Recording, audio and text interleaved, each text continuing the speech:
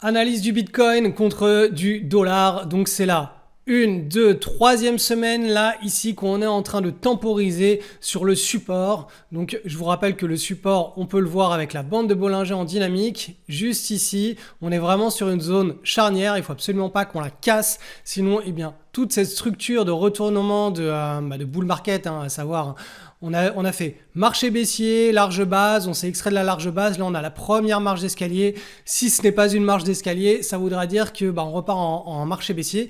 Mais pour le moment, on n'y est pas du tout. Là, on voit bien que ça fait 3 semaines qu'on est en train de temporiser ici en hebdomadaire, qu'on est vraiment sur le support et qu'on est en train de dessiner tout simplement pour le moment ce qu'on appelle une grande tasse avec, si on a le rebond vers le pivot ici, une anse. Donc cette micro-base ici, c'est ça qui va être déterminant pour une éventuelle prise de position directionnelle pour un pari spéculatif avec un Bitcoin qui pourra aller, vous voyez, le haut du canal, il est assez haut, il est assez éloigné. Si on a un véritable engouement avec un nouveau storytelling, alors je ne sais pas ce qu'on aura. En ce moment actuellement, tout est concentré sur l'intelligence artificielle. Avant c'était les NFT. Chaque bull market, chaque poussée a un storytelling.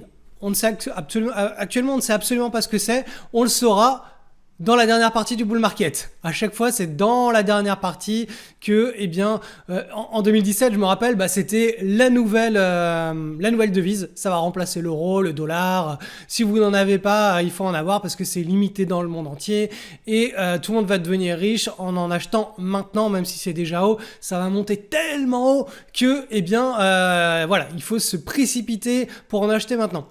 Oui, chaque bull market a un storytelling et c'est ce storytelling là qui, quand il est relayé par les médias, amène toute la masse, tous les moutons entre guillemets, à acheter et à se refourguer sur la dernière partie haussière du Bitcoin et à le pousser très très haut, très très fort en un minimum de temps. Donc pour le moment, on n'y est pas du tout. Pour le moment, il y a autant de sceptiques que de positifs. Et donc là, l'idée, c'est juste d'utiliser l'analyse technique de la psychologie des foules pour pouvoir identifier si on reste dans le nouveau cycle et si éventuellement dans les semaines à venir on aura une prise de position. Donc là on est sur de l'hebdomadaire, je vais vous passer ça sur du journalier, vous allez voir que c'est assez intéressant d'analyser cette structure qu'il y a eu pendant 3 semaines. On a eu un premier double creux, boum, on a cassé vers le haut. Ça, ce qui était très très positif, c'est que à très court terme ça a tout simplement stoppé, stopper ce mouvement baissier avec une volatilité qui était extrêmement faible. Donc quand on a une volatilité qui est extrêmement faible, derrière on peut avoir un mouvement fort et une contagion sur les unités de temps supérieures. Là, ce que ça a fait ici, cette histoire, c'est que ça a stoppé. Boum, ça c'est le plus important. Maintenant, on peut enlever les bandes de Bollinger puisqu'il n'y a plus vraiment d'intérêt. Et là, on voit qu'on est en train à nouveau de dessiner un pivot en journalier, un tout petit pivot ici. Hop, on peut le dessiner comme ça. Et donc là, l'idée, ça va être à nouveau de venir à court terme le casser et on a un troisième pivot. Ça en fait les pivots, je sais, mais c'est comme ça qu'on identifie les structures de retournement. Donc vous voyez, à très court terme, là, au cours des prochains jours, ce serait vraiment idéal si on cassait ce petit pivot, ce double creux. Je vais vous le dessiner d'ailleurs. Alors il est où le petit dessin? Il est là. Donc un premier creux, là on serait dans le deuxième creux. Il faut qu'on casse à la hausse. Et vous voyez, ces deux petits doubles creux s'inscrivent dans un grand double creux qui nous permettrait de rebondir pour aller chercher le haut de la pattern. Et je vous rappelle, cette pattern en weekly, elle est vraiment clairement identifiée. Tant que le support tient, on a vraiment une belle tasse avec une anse en formation à venir. Donc pour le moment, on reste positif tant que ce support tient. En tout cas, moi, je reste extrêmement positif. Par contre, là, si ce support, il tient pas, c'est là où toute mon image mentale d'un nouveau bull market pourrait être remise en question.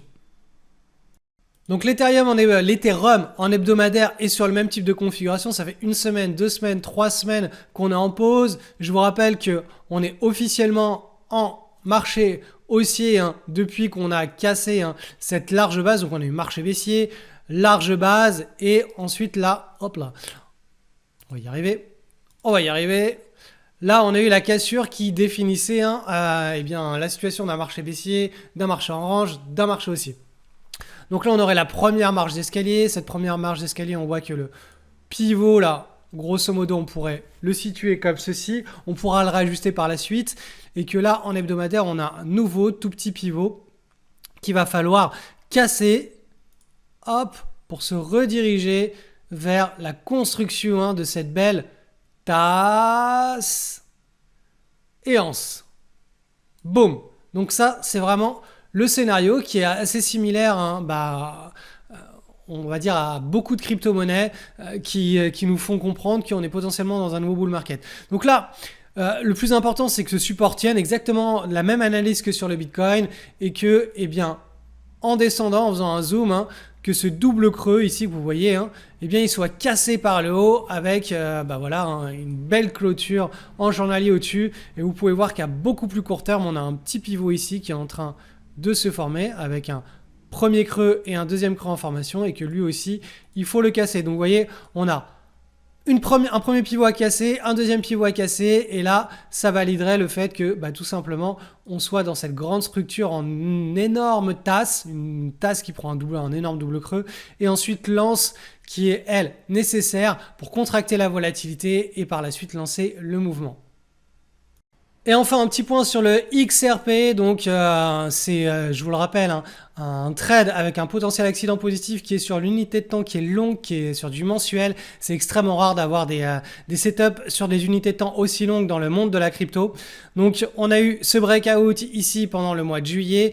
On est au sein d'un grand triangle. C'est un triangle sur le long terme de continuation haussière et on voit que tout simplement la volatilité est en train de se calmer et que si on casse par le haut ce triangle, derrière on pourra libérer un mouvement qui sera extrêmement puissant. Donc là, l'idée, c'est qu'une fois qu'on est en bas du triangle, c'est éventuellement de commencer à construire des positions. Donc là, on a eu un premier magnifique double creux. Donc le pivot, on peut le mettre soit ici et se dire que là, le double creux a été lancé pendant le mois de mars, soit on peut le mettre ici et se dire que la structure de retournement au bas du grand triangle a été lancée au mois de juillet 2023. Maintenant, à court terme, on est ici, on est en train de travailler la zone de support. Donc, on va aller voir sur du weekly maintenant, de l'hebdomadaire. Donc, sur l'hebdomadaire, c'est exactement la même situation que sur le Bitcoin et l'Ether. Ça fait 1, 2, 3 semaines que ça stagne. Et donc, on va aller voir la stagnation en journalier pour voir les niveaux qui nous intéressent. Et les niveaux qui nous intéressent, on le voit clairement ici, on a une zone de pivot et donc il va falloir tout simplement qu'on la casse par le haut pour déterminer le point bas, ce que moi j'appelle un point d'inflexion ou que d'autres appelleront un point de retournement. Ça va être tout simplement ce double creux en formation, bam bam, hop, là on casse par le haut et si on a ce breakout, ce sera d'ailleurs un excellent point d'entrée pour ce pari qui est sur une unité de temps mensuelle, je le rappelle, qui dans un premier temps devrait permettre à l'XRP de se diriger vers le haut du triangle autour des 1,38 alors que vous voyez que là on cote autour des 0,5 et ensuite je vous invite à vous référer à la vidéo sur le XRP où j'avais parlé du pari avec une énorme asymétrie positive où tout simplement on reporte la hauteur de ce triangle là. Donc voilà, grosso modo on prend ça, bam, on le reporte sur l'endroit où il y a le breakout et ça nous donne un objectif, un objectif chiffré autour des 18-20 $ si on venait à casser par le haut cet énorme triangle chartiste. Vous voyez, deux objectifs, un sur le haut du triangle et un autre si on casse le triangle beaucoup plus haut. C'est une énorme asymétrie positive comme il en existe extrêmement rarement sur les marchés financiers. Allez, je vous rappelle que débute à partir de maintenant un petit week-end de live sur le canal Telegram. Donc sur ce canal Telegram, pour ceux qui ne le suivent pas encore activement, je vous rappelle qu'il y a énormément d'informations sur ce qu'est concrètement la spéculation et l'investissement. Il y a des études statistiques. Je teste un petit peu vos connaissances avec pas mal de sondages. J'ai découpé certaines conférences ou visioconférences, des parties vraiment clés que je vous ai que j'ai publiées dans le canal. Et là, ce week-end, je vais faire pas mal de petits quiz. J'ai ouvert la zone de commentaires, c'est-à-dire que là, vous pouvez écrire en principe un message pour réagir aux nouvelles publications. Ce message, il sera directement lié à un autre groupe à côté, mais vous pourrez lire tous les messages en dessous des posts que je ferai.